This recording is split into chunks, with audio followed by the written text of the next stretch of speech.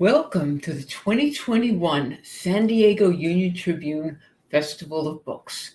I am so glad to be here, even virtually, and I'm glad that you're here as well.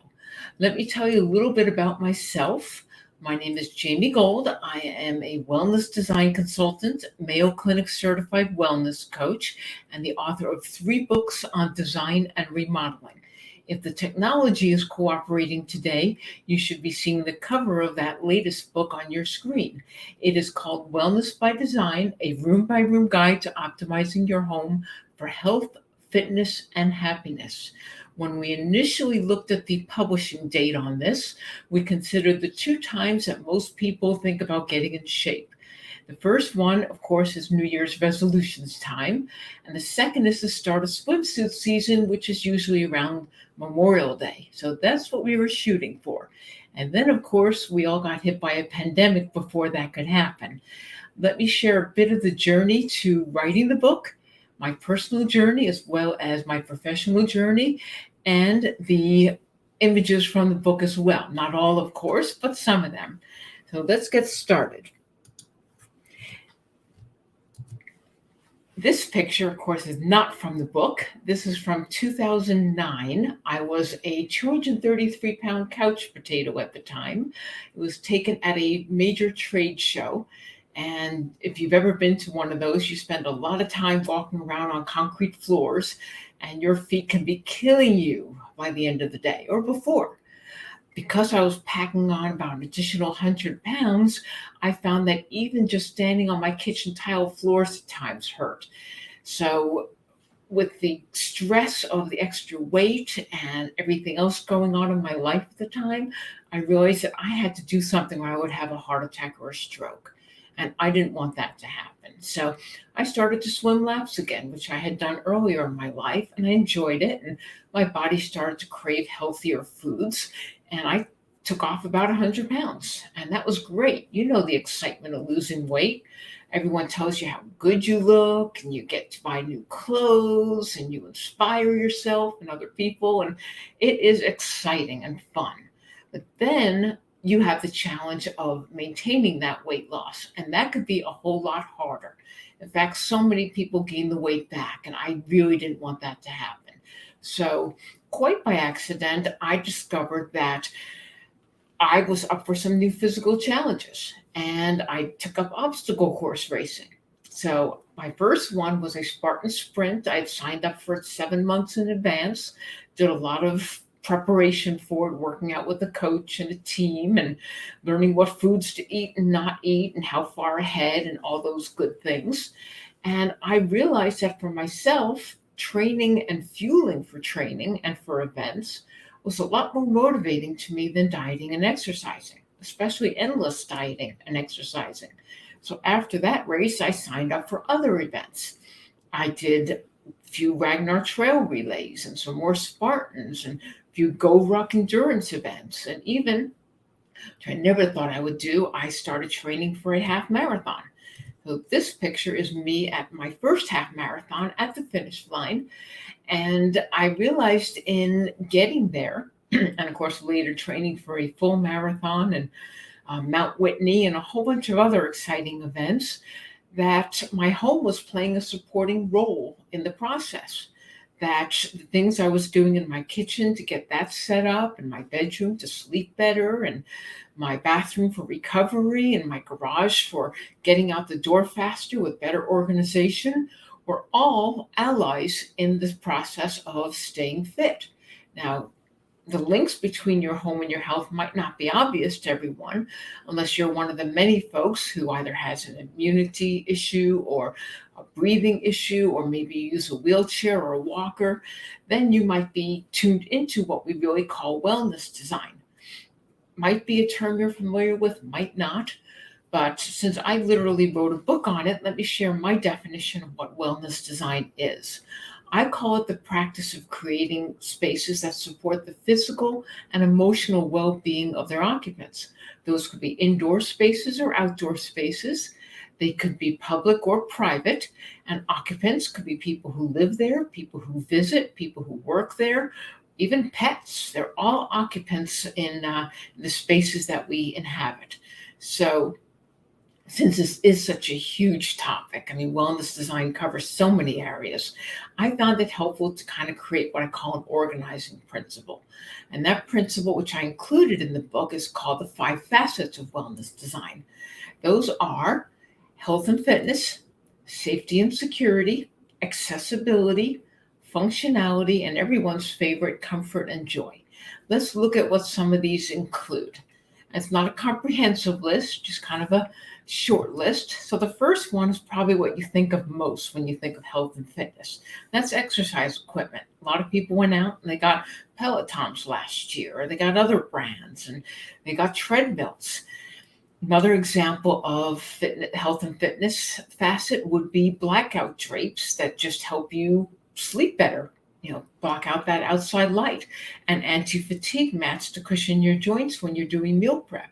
Those would all be examples of health and fitness. There are many others, and quite a few in the book. So let's go on to the second, safety and security.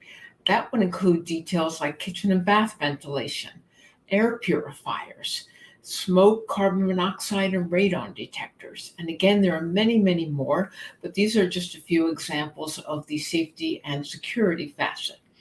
The next one is accessibility. If you're not familiar with that term, it means creating a space or features that people can access, hence the word accessibility, regardless of their physical condition. So that can include features like these swing out cabinet organizers. So you don't have to get down on your knees with a flashlight to see what's in the back of those blind corner cabinets. They can also be pull downs for wall cabinets, quite a few other accessories that just make a space easier to use.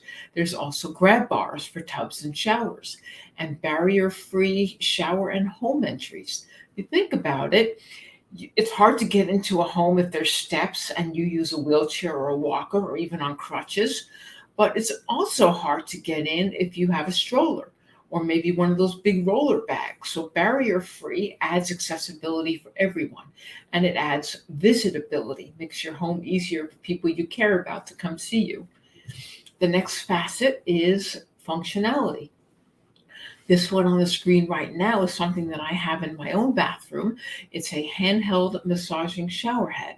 Now, the handheld part of it is what makes it functional, because it not only makes it easier for you to clean yourself, but the tub and shower stall afterward. And a lot of people who create pet showers like them too, because it's easier to wash down the dog if you have one of these. Other examples of functionality facet features, that doesn't roll off your tongue, would be voice control faucets or chef sinks. Those are the ones with all the great accessories that make meal prep and cleanup easier. So those are all examples of functionality facets. The last one is everyone's favorite, I think, comfort and joy. And those are the features that make a house a home. So some of the examples you're seeing in this space from the book are plants. Plants are great. They create a warm, welcoming feeling. Art. You're also seeing that homeowner's art on the walls. Could be the colors that you choose to include for paint or wall coverings, window coverings. Features that would contribute to comfort and joy would also be fireplaces or window seats or towel warmers. Again, these are features that people love having. They just make you enjoy your home more. So those are the 5 facets of wellness design.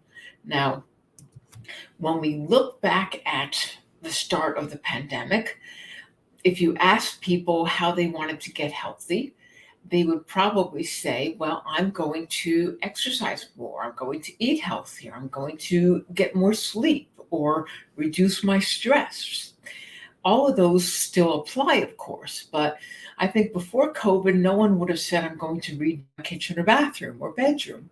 But we learned during this past year and a half how strong the ties are between our home and our health. Of course, I learned that getting healthy and losing and keeping off the weight. Maybe you learned it in other ways, but this is something that I think the vast majority of people who have been through this challenging time have also learned. Let's take a look back at the pandemic, at what some of those lessons were, and also what we could take away going forward and moving beyond this time. So back at the beginning, we had this mysterious toilet paper shortage. I still don't know why what we thought was a respiratory illness generated that, but anyone who had one of these bidet-style toilets or a bidet-style seat on a regular toilet was literally sitting pretty at that time. Now, the good news is those are going to be helpful to you ongoingly. For example, if you spend a lot of time in compression gear, or in a bicycle or a horse saddle, you're going to really value the gentleness of the water stream as opposed to potentially rough paper, and the warm air as opposed to the abrasion of that paper. So bidet features just make hygiene more comfortable. If there's someone in your home who has balance issues, not getting in and out of the tub every time you want to do intimate cleaning is also a benefit of a bidet style seat. After the great toilet paper shortage, we had the great wipes shortage. And people were just going crazy, wiping down every surface of their home multiple times a day. Now, of course, if you had low maintenance surfaces, that made your life a whole lot easier. You had less stress doing it, and it just became easier and less painful for you. Now, low maintenance surfaces are great just going forward as well. And if you're thinking about redoing your home, look for things that don't need as much care. Look for things that don't show every fingerprint, for example, or pet nose print. So there's just pages and pages of that information in the book. Now, after the great wipe shortage, well, maybe around that same time, we had the package cleaning frenzy. Did we need to wipe off every piece of mail coming in the house? What about every package being delivered? What about family clothing just coming in? If you had one of these, what I call a landing zone near the entrance of your home, or maybe in a mud room just off the main entrance, you were in a great position to keep your home cleaner and more organized. I'm a big fan of the shoe off household. So when I come into my house, I take off my shoes near the door and I put on a pair of indoor footwear. And that means that I'm not tracking the outside in. So this is another way to just add wellness to your home. Now, after the package cleaning and the toilet paper and the wipes frenzy, we had, of course, the lockdowns. And that's a time when everyone's gyms closed, schools closed, offices closed. If we had family members in nursing homes or assisted living facilities, sometimes they were asking us to bring them home for their safety. So our homes suddenly had to multitask in ways that they weren't really designed to do. That's particularly true for anyone who was already working from home and then suddenly a partner was doing the same. A lot of homes already had a home office. Many did not have two home offices. So we had to basically adapt and overcome. So the thing is, as gyms have reopened and schools are reopening and family members are back in nursing homes and assisted living facilities being well cared for, a lot of our employers have decided they're going to keep people working from home. Well, why is that? A lot of people like not having the commute, and a lot of companies like cutting down on their office space. So if you are one of those folks who thought this was going to be temporary, and now you're finding out you're going to be doing this ongoingly, this question to ask yourself is, how do you make your work from home space more wellness focused? Let's take a look at some of those options and some of the considerations. First, think about where that work from home space is. Maybe last year you just plunked it down in the dining room or the living room, or the only place you had was the corner of your bedroom. Well, that's not ideal, particularly in the work-life balance component of reality. So look for how you can separate your workspace from your home space. Can you create a visual partition if they have to share a room? Maybe that's a drapery panel. Maybe it's a piece of furniture that would divide it. Maybe it's turning a small closet into a niche where you can shut the doors at the end. Or maybe it's a new piece of furniture that you can close up at the end of the day. I've seen all kinds of interesting options online, but think about creating that separation for yourself. The next factor you need to think about is your lighting. Now, in some spaces, you've got great natural light coming in from big picture windows, and you've got wonderful nature views as well. But maybe at certain parts of the day, you've got a lot of glare coming in. So you need to think about lighting and lighting control. Do you need new window coverings to address that glare? Can you reorient the equipment so you don't have your light shining in on the computer? If you're in a spare bedroom or your own bedroom, is the only light coming from behind you where it's not shining down on your work surface? That could be addressed with a task light. For example, the adjustable desk lamp that you see on that picture on your screen right now. So those are all ways to address light control. Ergonomics is another crucial example, and that's basically a fancy medical term for your equipment, your furniture supporting your body properly. So if you're one of those folks who borrowed a dining room chair or a kitchen stool, or you took the folding chair that you had out in the garage and it's been pressed into service, not a great long-term solution. There's no adjustability, tend not to be ergonomic. You might be feeling, headaches, backaches, neck aches. You just want to, if you're going to be working from home long-term, look for a chair that you can adjust to your body from the standpoint of your arms on the arms of the chair, your back at the back of the chair being supported, having your hips supported, your legs supported. So all of that comes from choosing the right desk chair from you. And if you don't want to make that huge investment to something premium, you can look for a pre-owned model. But I would suggest if you can invest in something that gives you a return policy where you could try it out, see if it fits you, see if you can adjust it, that would be the way to go. And if you're going to be working there, ongoingly, it's definitely a worthwhile investment. Other considerations for your work from home space would be the plants, which I mentioned before, a comfort and joy feature, but they're also health and fitness feature. Plants help purify your air. And you may not know this, but some computer equipment releases volatile organic compounds. Some do it just at the beginning, some do it for their lifespan, but having that air purification feature is a nice offset. Personalizing your office space so that you enjoy being in it. You could see I have art on the wall behind me. I have a red painted walls that I just find inspire my creativity. Maybe for you, that would be a soft blue or green that's calming. Pick the color that works for your preference, that makes you glad to be in that space. And because we all spend so many hours at work, it's really good to think about ways to add movement into your work from home space. A couple ways to do that. One would be adding these desk risers that you see or something like that, so you can go from sitting to standing. And if you're standing, you could do leg raises. You can move from one foot to the other. You can do what I do and turn up the sound speakers on your computer and dance around your office for a few minutes. Or you could do burpees, whatever works for you. But as one of the contributors to Wellness by Design put it, sitting is the new smoking. So you don't want to be doing the equivalent of 2 or 3 packs a day. So get up, take as many phone calls as you can, walking back and forth. Give yourself ways to move around. And that doesn't have to be a treadmill desk or a bicycle desk. It could be a mini elliptical under your desk.